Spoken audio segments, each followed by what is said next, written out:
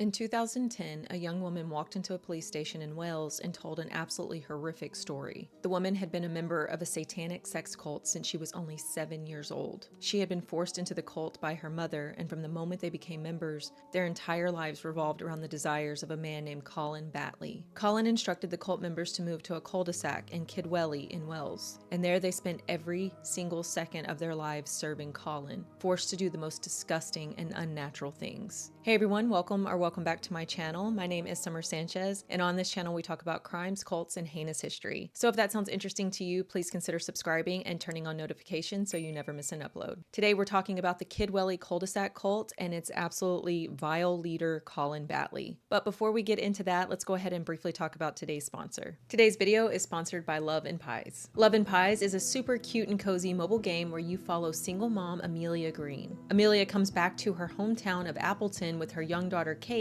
and she finds out that her mother's cafe has burnt down and her mom is missing. Amelia has to rebuild the cafe and try to solve the mystery of the arson and find her mom. In the process, she reconnects with old childhood friends and boyfriends, and all of the characters are giving Amelia little bits of information, helping her to put the pieces of the puzzle together and solve the mystery. You get to rebuild the cafe and make fun design choices all along the way. You get to choose decor and flooring, wall designs. I just rebuilt a gazebo and a patio in my cafe. There are a ton of different ways for you to customize your cafe. This is my cafe, and as you can see, I've already rebuilt a nice portion of mine. Still a lot to go, but this just shows you how much I've been playing this game, and you get to actually run the cafe yourself. Customers will come into your cafe and place their order, and you match ingredients to create cookies and pies and cakes, various types of coffees. There are a ton of different items you can create, and you get a dog in the game, and you guys know that I'm a huge dog lover, and you get to name your dog, and I've always wanted to name a dog Chihiro, and I always get voted down by my family, so I named my Love and Pies dog Chihiro, and he's just so cute. I've been playing this game so much lately. It's the perfect little game to just snuggle up with. I love to bake and decorate in real life, and I also love mysteries, so this game is totally for me. And Love and Pies wanted to offer something really special to my followers only. Anyone who downloads Love and Pies within 1 week using my link below and plays to day 3 will receive an absolutely amazing free gift sent to your in-game inbox within 7 days. You'll receive 200 energy and 50 gems, and these gems are very important in the game, so this is a really good offer. Just click the link below or scan the QR code on the screen to download Love and Pies for free. Thanks again to Love and Pies for sponsoring this video, and now let's jump into the case. Colin Batley was born in 1963 and he grew up in East London. His dad was a lorry driver and the family really struggled for money. They basically lived in poverty. We don't know really anything about Colin's early years, but later in life, Colin did claim that his father had sexually abused him all throughout his childhood. And then Colin himself, at the age of only 12, sexually abused a younger child. And this happened on at least a couple of occasions. I don't know any more than that. I don't know who this child was. I don't know exactly what happened. That's all I know. But this was just the beginning for Colin, because he would basically spend his entire life sexually exploiting and raping young, vulnerable people. So at the age of 19, Colin met his future wife, Elaine, and Elaine was 18 at the time. They had a really quick courtship, and Elaine ended up pregnant with their first child, and so they got married. They had a son named Damien, and then they went on to have 2 more children. They had a son and then a daughter named Hope. Colin worked various jobs throughout these early years with Elaine. He worked as a night security guard at a Tesco. He would work as a street vendor selling like various food items. He also bred Rottweilers and Siamese cats, and he would sell the puppies and the kittens just to make some extra money. Now, at some point in the 80s, Colin became really interested in the occult, and he became obsessed with the writings of Aleister Crowley. Aleister Crowley wrote the Book of the Law in 1904, and this was basically Colin's Bible. He was absolutely obsessed with this book. Now, I have never read this book, so all I know about it is what I've found in my research, but essentially Aleister talked about practicing true will. True will would send a person down their predestined path, but to achieve this, they would need to let go of societal norms, and this was really emphasized when it came to sexual matters. Crowley took inspiration from various other belief systems. He took a lot of inspiration from ancient Egyptians, and this part about the Egyptians is very important because this is something that Colin really honed in on when he created his own cult. And I am sure that there will be people in the comments defending this book. Like I said, I've never read it. I don't know anything about this book except for what I have read for the research on this case. But this case is not about the book of the law. This case is solely about how Colin Batley used his interpretation of the book of the law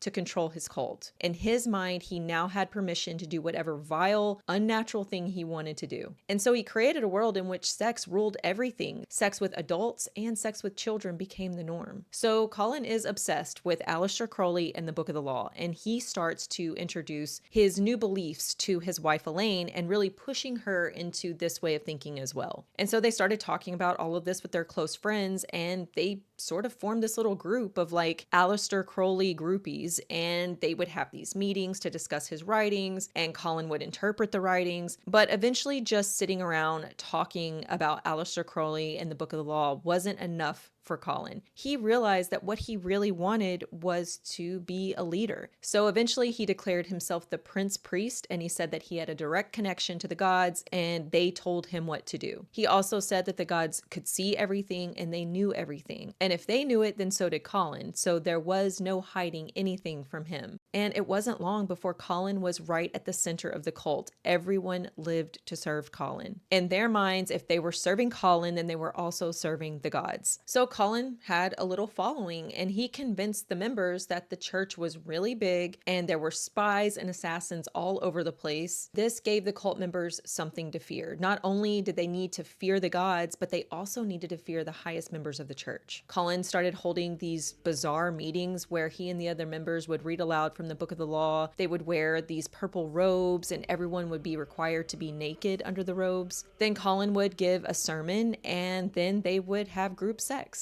And Colin simply referred to this whole thing as the church. This is what he called his new religion. And there was a lot of sex involved in the church. There was spouse swapping, lots of threesomes, there were orgies. And when you really look at this group, it really is nothing but a sex cult. That is all everything is based around. Colin just wanted to have an excuse to have sex with whoever he wanted to, whenever he wanted to, and he wanted power. And so he latched on to the writings of Aleister Crowley because in his mind, it justified his desires to do this kind of stuff. Colin thought that living his life by the book of the law would allow him to do whatever he wanted to do in life. And what he wanted to do most was sexually abuse children. He could abuse children and then claim that this is what his religion was telling him to do. And some of the members had young children, and the parents became so brainwashed that they allowed their children to be abused by Colin. They were literally giving their consent for their children to be raped by Colin and other members of the cult as well. And Colin would say that this was how they would prove themselves worthy in the church. We don't know how many people Colin abused, but there were a few people that did come forward after this case broke. Katrina Jeffrey was Elaine and Colin's niece. I believe she was the daughter of Elaine's sister. And sometime in the late 80s, Katrina was sent to live with Colin and Elaine. She had been sexually abused by her stepdad, a man named Vincent Barden, since the age of only 2. And by the time Katrina was 15, she started to act out and she started to lash out at Vincent. Katrina was too scared to tell her mother what was going on, and so she just continued to lash out at Vincent. And it was decided that the best course of action here was to send Katrina to live with other relatives. And unfortunately, these were two of the worst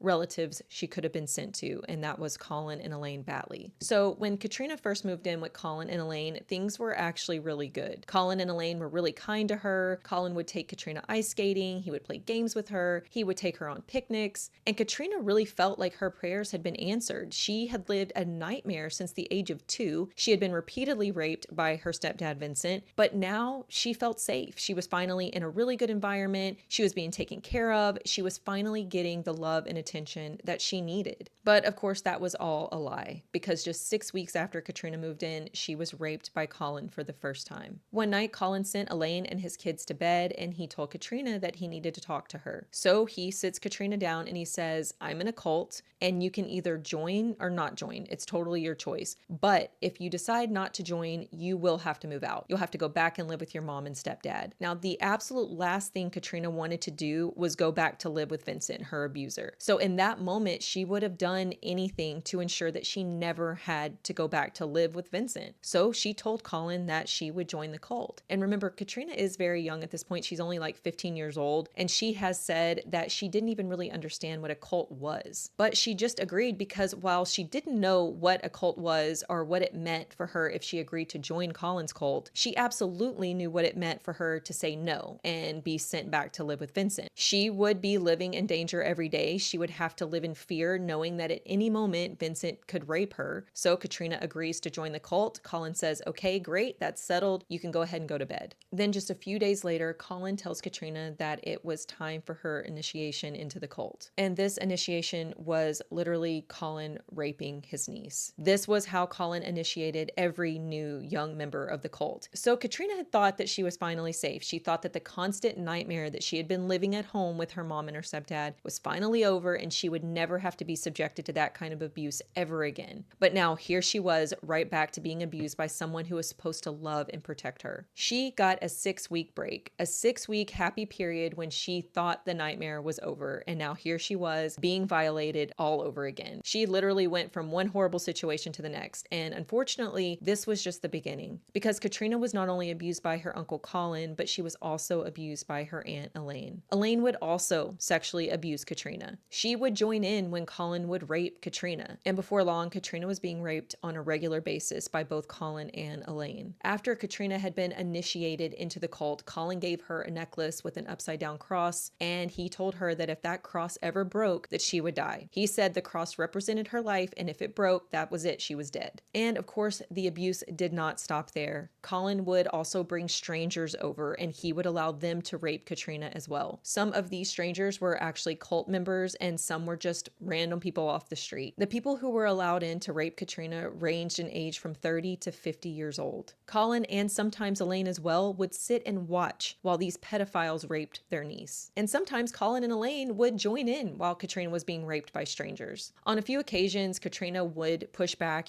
She would tell Colin that she didn't want to do this. She did not want to have sex with strangers, but he never cared. He actually threatened her with a gun on one occasion, and on another occasion, he tied a shoelace around her neck and threatened to strangle her if she tried to fight back. And this was Katrina's life now. She was forced to take part in these bizarre rituals that Colin would lead every week. She was also being raped multiple times a week by strangers, by cult members, and by her aunt and uncle. And Colin also started keeping a really close watch over Katrina. She wasn't allowed to go anywhere or do anything without his permission. She was cut off completely from her family and friends, and she has said that she felt absolutely alone. So things go on like this for the next year. And then when Katrina turned 16, Colin informed her that he decided to partner her up with another cult member. This man was given the pseudonym Matthew, and I don't know how old Matthew was at the time, but he is referred to as a man in the research, and Katrina was only 16. So Colin tells Katrina that she will now be with Matthew, and he told her to go ahead and go upstairs and have sex with Matthew, and then after that, they were to consider themselves husband and wife. It's very likely that he did this just in case Katrina got pregnant. Colin could tell everyone that the baby was Matthew's. And this was basically the blueprint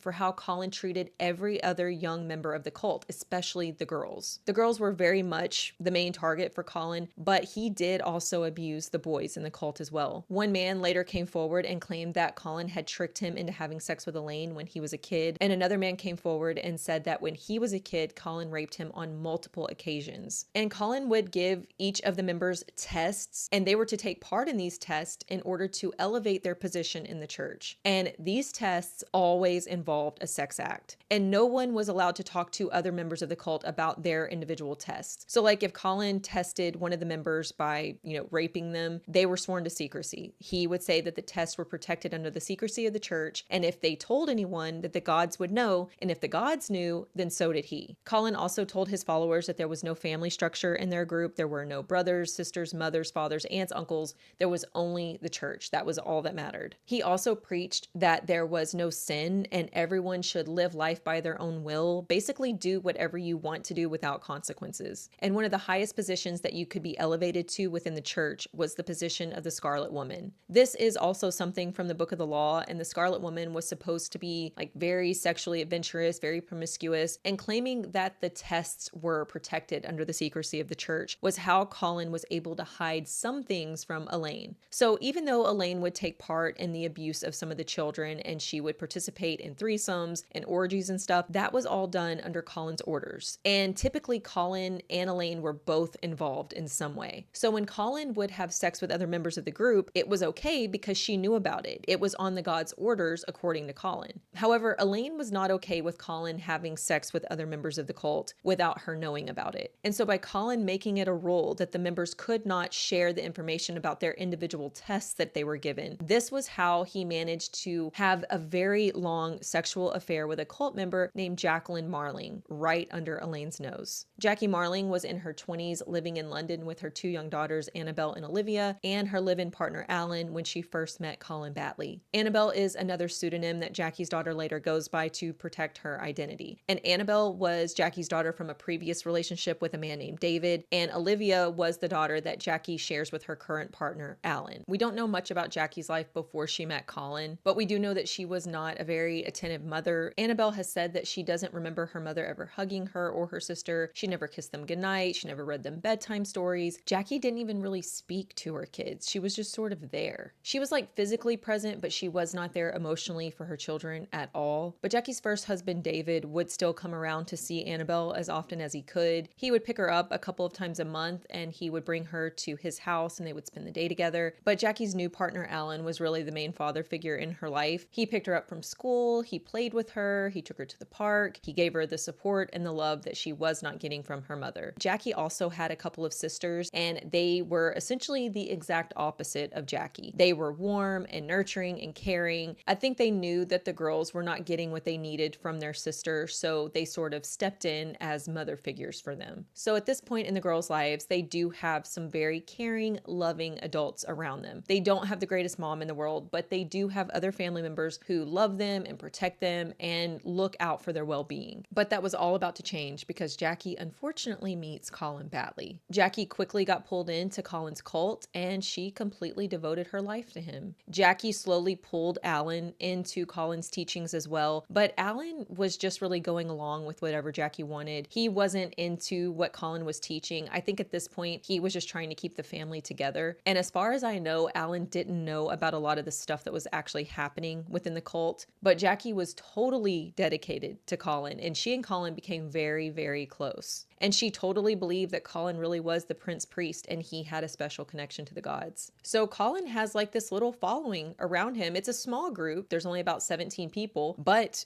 all 17 of these people are totally devoted to him. And they're so devoted, in fact, that in 1997, when Colin announced to the group that he was moving to Wales, all 17 members, including Jackie and her family, followed. It is very likely that Colin made the decision to move to Wales because he wanted more privacy. He wanted to get away from the watchful eye of neighbors. Where he was living in London was very crowded. There were a lot of neighbors around, and he would have a hard time keeping his cult and the sexual abuse of the children secret for much longer. So he needed to move to a more secluded area, a place where he could continue his reign of terror without getting caught. And he settled on the small coastal town of Kidwelly. Kidwelly is located in South Wales, and it's a pretty small town. The population at this time was just over 3,000 people. It's a beautiful little town. There's a castle there called Kidwelly Castle. There's absolutely stunning scenery, lots of natural beauty. Kidwelly was even ranked number 5 in a best places to live list in 2022. And part of the reason why it's ranked so high on that list is due to the low crime rate. There's virtually no crime happening in Kidwelly. But from 1997 to 2010, Colin Batley was secretly running his cult in Kidwelly in a quiet little cul-de-sac. The cul-de-sac is called Cloister Onan, apologies for the pronunciation, and this is where Colin would spend the next several years leading secret church services, conducting bizarre rituals and repeatedly abusing the children in the cult. So the cult members all slowly trickled into this little cul-de-sac in Kidwelly, and they were spread out over several different houses. Colin had his own house with Elaine and his 3 kids. Jackie lived next door in a house with Alan and her 2 girls. Another woman in the group named Shelley Millar lived a couple of houses up the street, and there was a woman named Sandra whose house was just across the street from Jackie's. There were other members of the cult who lived nearby, but they did not live in the same cul-de-sac. Now, at this point, Annabelle, Jackie's 7-year-old daughter, had heard Colin's name before, but she had never actually met him until one night soon after her family moved to Wales. Annabelle was asleep when her mother woke her up in the middle of the night and told her to get up and come downstairs. So Annabelle gets up and she follows her mother down the stairs, and she sees a strange looking man sitting in the dark right in the middle of the living room. And of course, this man was Colin Batley. Annabelle said that this man scared her at first. He just didn't really look right. Colin was really tall. He was about 6'3". He was very skinny. He had long, black, stringy hair, and he was also missing a lot of teeth. Actually, when Colin spoke, it looked like he only had one big tooth in the front. And so Annabelle was kind of scared of this man when she first saw him. But she slowly walked into the living room closer to Colin, and he immediately launches into this speech about how important she is, how her life was about to change. Colin told Annabelle that her life in the church was now beginning, and she was very special. She was the chosen one. She would one day become the Scarlet Woman. He said that the church would help to guide her, but it was her own path, and she needed to choose her actions very carefully so that she will one day make it to the palace. And the palace was basically like Colin's version of heaven. And if she didn't choose the right path, she would spend all of eternity in the abyss, which of course represents hell. He then wrapped his arm around Annabelle's legs and pulled her closer to him so that she could see what her mother was doing. Her mother was down on her knees in front of Colin, and she was giving him oral sex. The entire time Colin had been sitting there lecturing 7-year-old Annabelle on the importance of her path in the church, her mother had been giving him a blowjob. And Colin wanted Annabelle to see what was happening. He wanted her to see what she would have to do to serve the church later on. And Annabelle was so confused by what she was looking at. She had never seen anything like this before. She was only 7 years old. She had no clue what was going on, and she just wanted to get out of there as fast as she could. But before Colin let Annabelle go back to bed, he told her one last thing. He said, "When you start having periods, I will have you." And then Annabelle just went back upstairs and she went back to bed. And that was Annabelle's introduction to Colin Batley. So after this initial very strange and uncomfortable meeting, things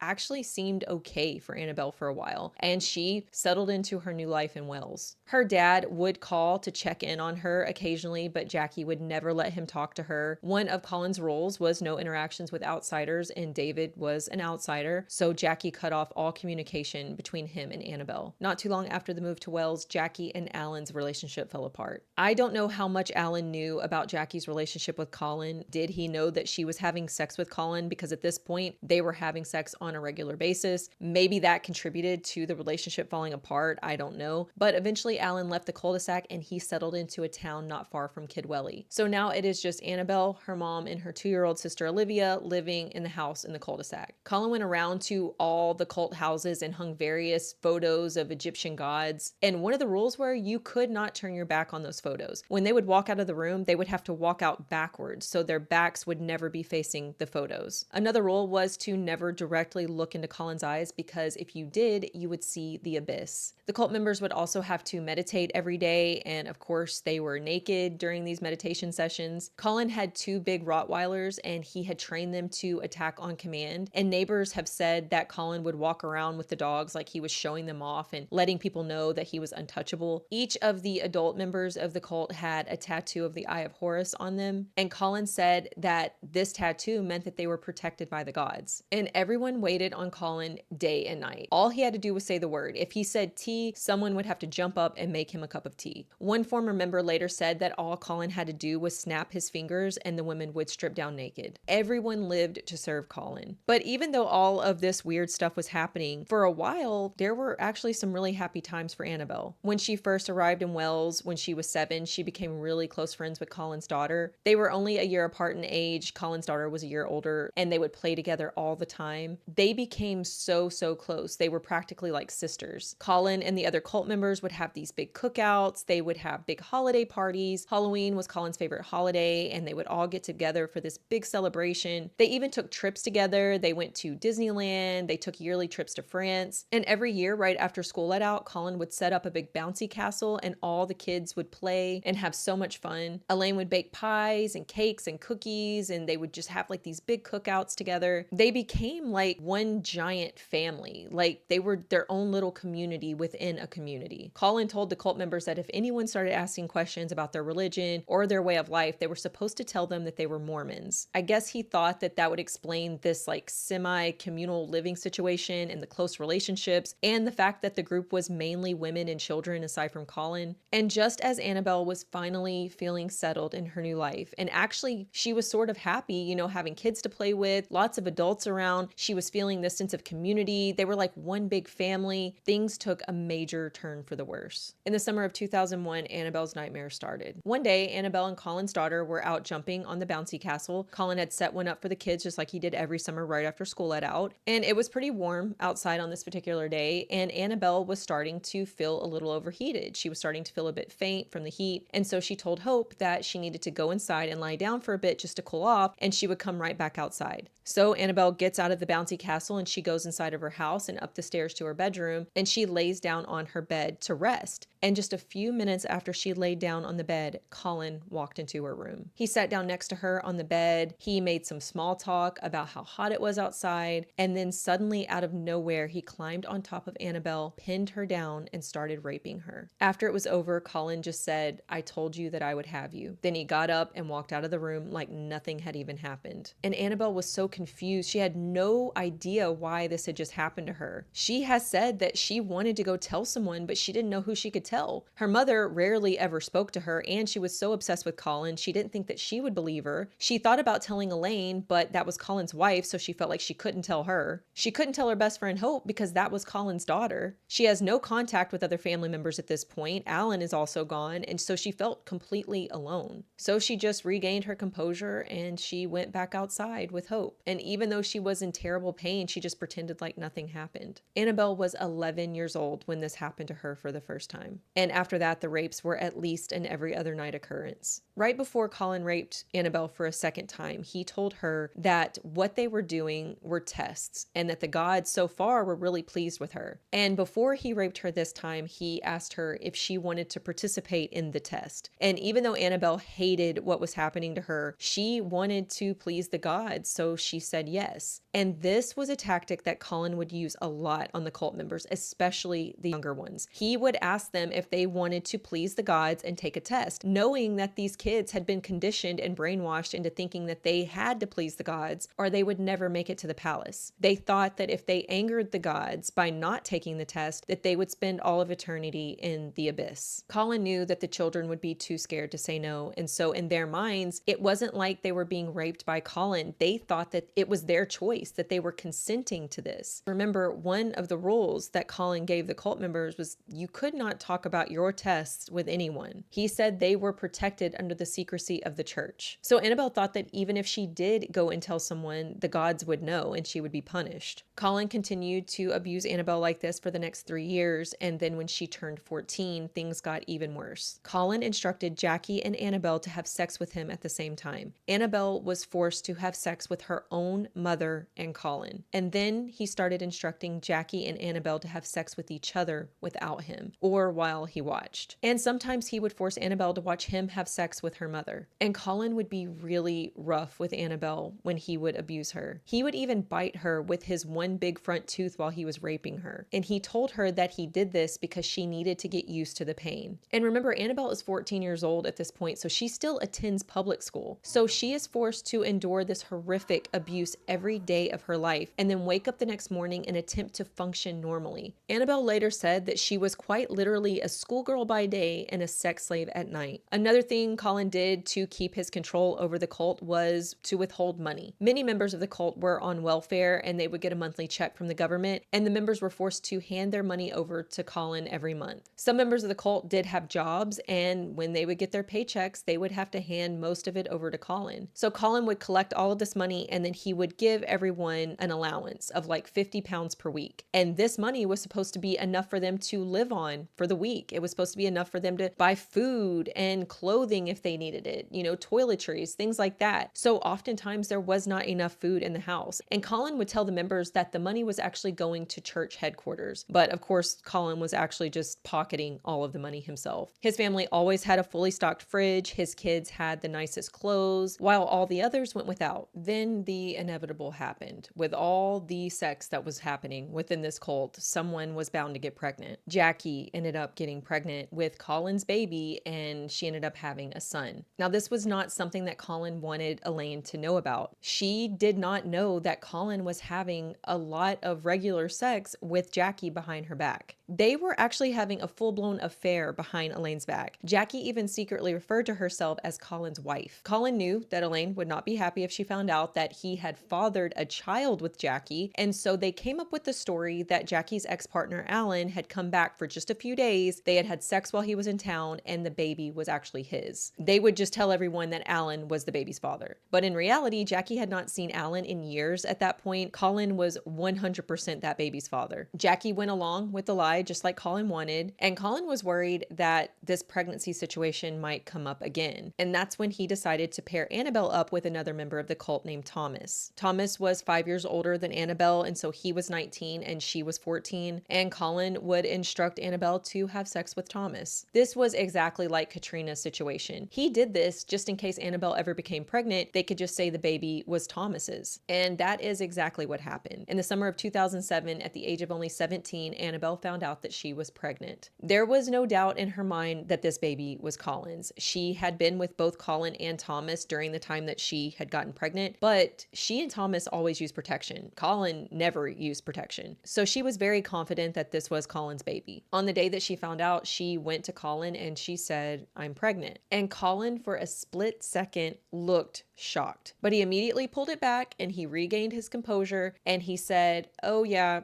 me and the gods already knew that." And Annabelle has said that in that moment, that split second look of shock on Colin's face made her second guess everything. She knew that Colin, in fact, did not know that she was pregnant, but according to Colin, he knew everything. He could see everything. So if that was actually true, then how did he not know about the pregnancy? And that was enough to put a tiny seed of doubt in Annabelle's mind. She was actually starting to wonder if anything Colin said was actually true. Was he really all powerful? Did he really have a connection to the gods? So she and Colin talk about it and they decide to keep the baby. But Colin says that they need to tell everyone that Thomas was the baby's father. Even though they both knew that that was a lie, they both knew that Colin was the dad, they were to tell the rest of the cult members that Thomas was the dad. And so she told Thomas that she was pregnant with his baby. She and Thomas started living together and they were supposed to pretend to be like this happy little family. And then right before Annabelle had the baby, something very traumatic happened. And this would make Annabelle doubt Colin even more. So Colin's oldest son, Damien, was 25 at this point, and he and Colin did not get along. Damien was always a target for Colin. He would make fun of him in front of the other cult members. He would accuse him of being gay and being weak and being dirty. Their relationship was just not good. So when Damien was about 24 years old, he was sent to live at Jackie and Annabelle's house. So on the morning of February 1st, 2008, Damien was up in his room and Annabelle was downstairs getting her younger siblings off to school when she suddenly heard a loud thud coming from upstairs in Damien's room. So Annabelle and her sister Olivia just yelled up to Damien to ask if he was okay, but they didn't get an answer. Now the boys and the girls in the cult were not allowed to go into each other's rooms unless Colin allowed it. It was one of the rules of the cult. So Annabelle and Olivia just kind of forgot about the noise when Damien didn't answer. They figured that it was probably nothing and they just went on about their day. Olivia went off to school and Annabelle just went about cleaning up and tending to her little brother. But as the day went on, Annabelle realized that it was almost noon at this point and Damien still was not up. And she knew that he was scheduled to be at work by noon. So she decided to go upstairs to see what was going on. So she goes upstairs and she knocks on his door, but she got no answer. So at this point, she decides to just go ahead and open up the door. Even though she knew it was against the rules, she just felt like something might be wrong. And so she opened up the door, but it wouldn't fully open. There was something blocking it. And then she realized that it was Damien. Damien was hanging from a cabinet with the belt wrapped around his neck, and he was obviously dead. It was assumed at first that Damien had taken his own life, and when Colin found out, he was absolutely distraught. He and Elaine were both totally beside themselves with grief. They were both crying uncontrollably. It was just a really, really sad day. But by the next day, Colin's demeanor had totally changed. He didn't seem sad anymore, and he told everyone that he had known what Damien was going to do, and that the gods had told him that Damien was going to take his own life, and that it was Damien's own will to do this. Now, this made Annabelle question things even more, because if Colin truly knew what Damien was going to do, then why was he so shocked and devastated when he first found out? She saw Colin completely fall apart when he found out that Damien was dead. It just didn't make sense. There was an investigation into Damien's death when they came to collect his body from the house. They had confiscated his cell phone, and the police started to go through it to see if there was any clue in there about why Damien had done this. And that's when they discovered that Damien had not, in fact, taken his own life. Police found a video on Damien's phone of the events leading up to his death. Damien had filmed himself during autoerotic asphyxiation. This is where a person will cut off their oxygen supply while they're masturbating to heighten the intensity of an orgasm. So this was an accidental death, and police had the footage of the exact moment that Damien had died. This would explain why there was no suicide note found in the room, and why they found a short stack of books sitting near Damien's feet. He had not deliberately killed himself. This was in fact not his will, like Colin said, which meant that Colin couldn't have known that this was going to happen because it wasn't supposed to happen in the first place. This was a total accident. And this whole situation just added more and more doubt in Annabelle's mind. Just a few days after Damien died, Annabelle went into labor and she had a baby girl that she named Emily. And this would actually be the beginning of the end for Colin Batley and the cult, because Annabelle fell absolutely in love with her daughter. From the moment she laid eyes on her daughter, all she wanted to do was be with her. She wanted to protect her and give her the best life she possibly could. And Annabelle knew that there was no way she could give her daughter a good life in her current living situation. Unfortunately, though, Annabelle could not see a way out just yet. She didn't have anything. She had no money, and it would actually be another year before she finally felt ready to leave. But in the meantime, Colin had plans for Annabelle. So it turns out that in addition to taking most of the cult members' welfare money and some of the money they earned from their jobs, Colin had come up with another way to make some easy cash. He started sending the women in the cult to Bristol to a brothel called Paradise Lounge, where they would have sex with as many customers as they possibly could over the course of a few days every single week. And then they were to come back home to Kidwelly and hand all their earnings over to him. Now, Colin had been sending the women in the cult, including Jackie, to Bristol to that brothel for a little while now. Annabelle knew that her mother was leaving for a few days at a time to do something for the church, and she would come home completely exhausted, but she and her mom didn't really speak, so she never asked her what she was doing. She had no clue that her mother was doing sex work for Colin. So just a few months after Emily was born, Colin told Annabelle that it was time that she started working for the church, and she really needed to focus on her path to become the Scarlet Woman. She needed to reach 3 separate goals in order to rise up in the ranks in the church to become the Scarlet Woman. The first goal he set for her was 318. She needed to sleep with 318 men. And after she hit that number, she would rise up to the first level. The second goal was 618 men. Once she slept with another 618 men, then she would reach the second level. And the final goal was 918 men. She had to sleep with another 918 men in order to reach that third and final goal. So altogether, this is over 1,800 men that Annabelle needed to sleep with to become the Scarlet Woman. This was actually the goal that Colin gave to each of the women working in the brothel, and he would make this like a competition between the women as well, which didn't go over well. They started fighting. No one was speaking anymore. They were just like backstabbing each other. There was a lot of distrust. Every one of them wanted to be the most important woman in the church. So they were in constant competition with each other. And so by the time Annabelle was 19, she was forced to go on her first trip to Bristol. But before she went, Colin told Jackie to take Annabelle shopping for lingerie. And after they did that, that was it. She was now working for the church. At the brothel, she was given the name Camilla, and her rate was $60 per hour. And every time Annabelle had to leave to go to Bristol, she was absolutely heartbroken to leave Emily, especially because it was Colin who was looking after her while she was gone. And Annabelle didn't trust him at this point. And I meant to mention this earlier, but if Annabelle needed any money for like diapers or formula or anything for Emily, Colin would make her perform a sex act. She would usually have to give him a blowjob in order to earn money for these necessities for the baby. So we know that Colin is the last person that you would want to take care of a baby, especially for multiple days at a time. But at this point, Annabelle still felt trapped. She felt like she didn't have a choice, and she was forced to work at the brothel for 3 days a week. This brothel was open 24/7, and so for those 3 days, Annabelle got very little to no sleep. She was forced to stay up for days at a time and just sleep with dozens and dozens of strangers. And sometimes the customers would request to have sex with Annabelle and Jackie at the same time, which just made the situation even worse. And Annabelle was a very high earner at the brothel. A lot of the men came in and chose her. And so she was pulling in thousands every week. 2,000 to 3,000 pounds a week would be handed over to Colin every time Annabelle returned home from Bristol. And that was just the money that Annabelle made. He had Jackie and Shelley and some of the other cult members at the brothel as well. And they too were all handing all of their money directly over to Colin as soon as they got back home to Kidwelly. It quickly became clear to Annabelle that there was no magic number. Her mother had surpassed the 1,800 men supposedly needed to become the Scarlet Woman, but nothing had changed for Jackie. She was still being sent to the brothel every single week, and she hadn't elevated within the church. Absolutely nothing changed. And Annabelle very quickly hit her first, second, and third goal, sleeping with 1,800 men, but nothing changed for her either. It was all a total lie. She didn't progress in the church. She didn't have some,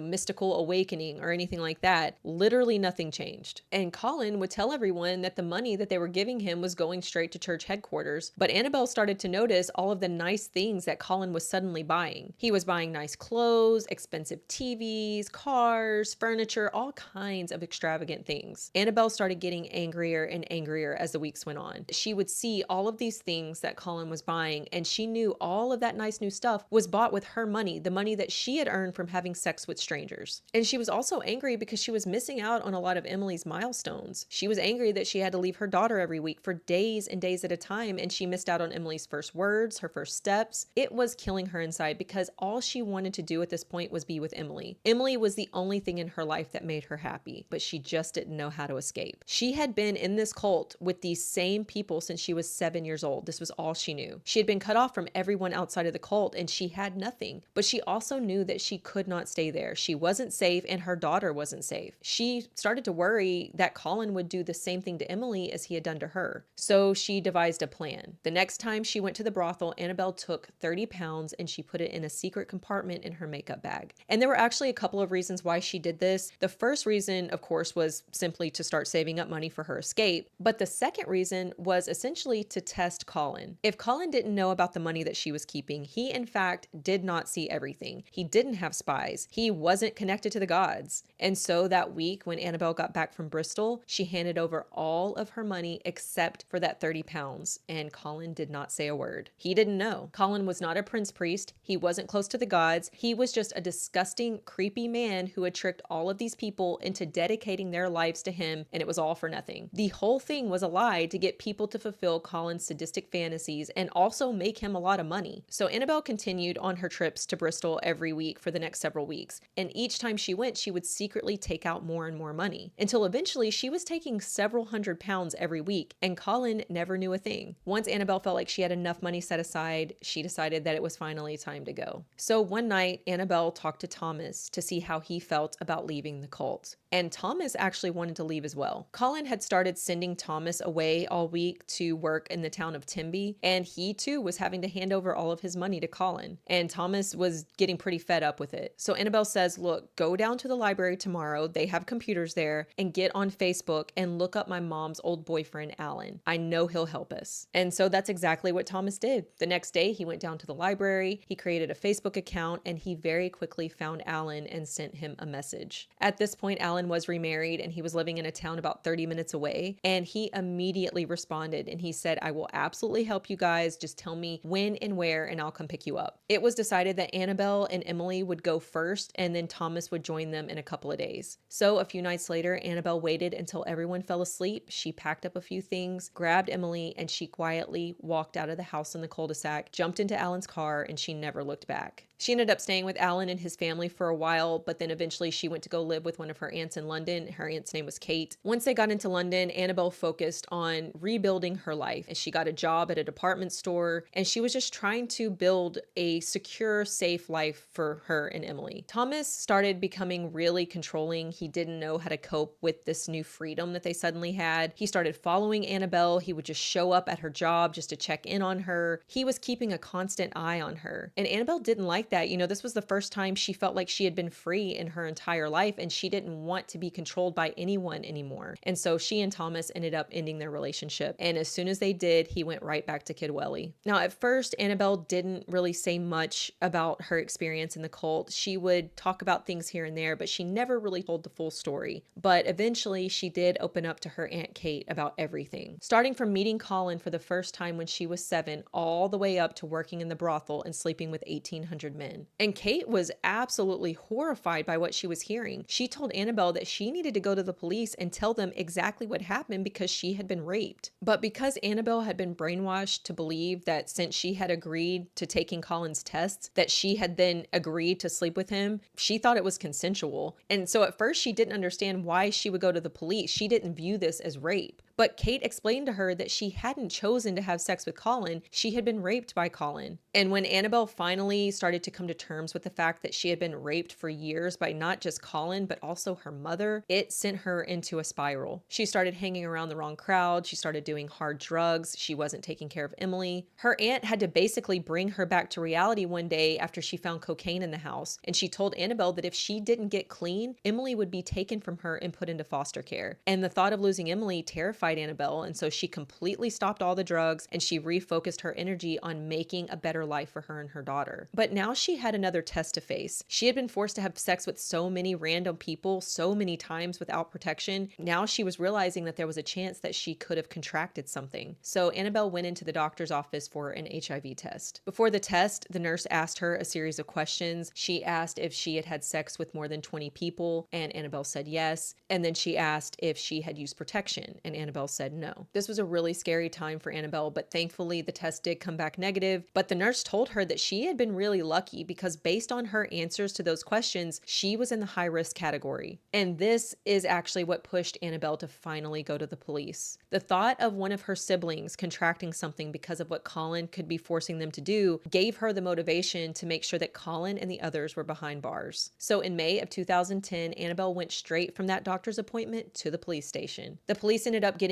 a video statement from her, and over the course of 3 days, Annabelle sat there in front of several officers and basically told them her life story. And by the end of it, she had the officers in tears. And with that video statement, the police sent word to the authorities in Wales, and they went straight to the cul-de-sac and arrested Colin and Jackie. Elaine and Shelley Millar and another member named Sandra were all eventually arrested as well. And during questioning, Colin denied everything. He even denied that he followed the book of the law. When police asked him about it, he told them that he had tried to read the book of the law just out of curiosity, but he couldn't really get into it, and he was actually a Mormon who loved to read the Bible. All of the members were basically keeping their mouths shut about everything. But over the next few months, as prosecutors got ready to go to trial, more and more victims started to come forward with their own horrific stories. And one of those victims was Katrina, Elaine and Colin's niece. She left the cult when she was 24 after she heard that Colin had raped a 6-year-old child, but she had never come forward with her story until she heard about the arrests. And she agreed to get on the stand during the trial and testify against Colin and the others. Annabelle also gave her testimony during the trial, and it came out that some paternity tests were done, and both Emily and Jackie's youngest child were both Colin's. And Elaine seemed legitimately shocked when she heard this. Remember, Colin had told everyone that Alan was the father of Jackie's baby and Thomas was the father of Annabelle's baby. She legitimately looked like she had no clue that either of those kids were Colin's. And Colin could just be seen smirking throughout the entire trial as the victims gave their testimony. He showed absolutely no remorse whatsoever. And Jackie didn't show any emotion either. She just sat there stone-faced while she listened to her own daughter Annabelle giving hours of testimony about the abuse. Then on March 9, 2011, Colin Batley was found guilty of all 35 charges that were brought against him, including indecent assault, causing prostitution for personal gain, causing a child to have sex, and inciting a child to have sex, and 11 counts of rape. He was sentenced to an indeterminate prison term with at least 11 years to be served before he is eligible for parole. Jackie was also found guilty, and she was given a 12-year sentence for aiding and abetting rape, organizing prostitution, persuading a child to participate in sexual activity, and 3 counts of indecency with a child. Elaine Batley was given 8 years for 3 counts of indecency with a child and sex acts with a child, and Shelley Millar was given 5 years for indecent activity with a 12-year-old boy and persuading a child to participate in sexual activity. And the charges against Sandra were dropped. I assume that they just didn't have enough evidence to proceed with those charges. And remember Katrina's stepdad stepdad, Vincent Barden, the one that had been raping her since she was only 2 years old. Well, once Katrina decided to come forward about her experience in the cult, she also decided to come forward about the abuse that she had suffered at the hands of her stepdad, Vincent. He was convicted and sentenced to 3 years in prison. There were some rumors swirling around the media recently, I believe in 2021, that Colin had been let out of prison, but authorities quickly released a statement letting the public know that this was not true. And as of November 2023, Colin was still in prison. The others all served a portion of their sentences and they have been released. Annabelle is now living a great life with her partner, and she now has 2 children. She wrote a memoir about her life, which I used a lot during my research for this case. It's called The Devil at the Doorstep, and it's very well done. I highly recommend it if you're interested in learning more about this case. And that is all I have on this one. Please let me know what you guys think down in the comments. Also, we now have a Google form if you want to submit a case suggestion. I will start leaving the link to that down in the description box of every video. Don't forget to use my link or scan the QR code to download Love and Pies for free. If you download the game within 7 days and play to day 3, you'll receive 200 energy and 50 gems. And if you find this type of content interesting, please consider subscribing, liking this video, and leaving me a comment. That is the easiest way for you guys to support me and my channel. And as always, I appreciate each and every one of you for watching, and I will see you next time.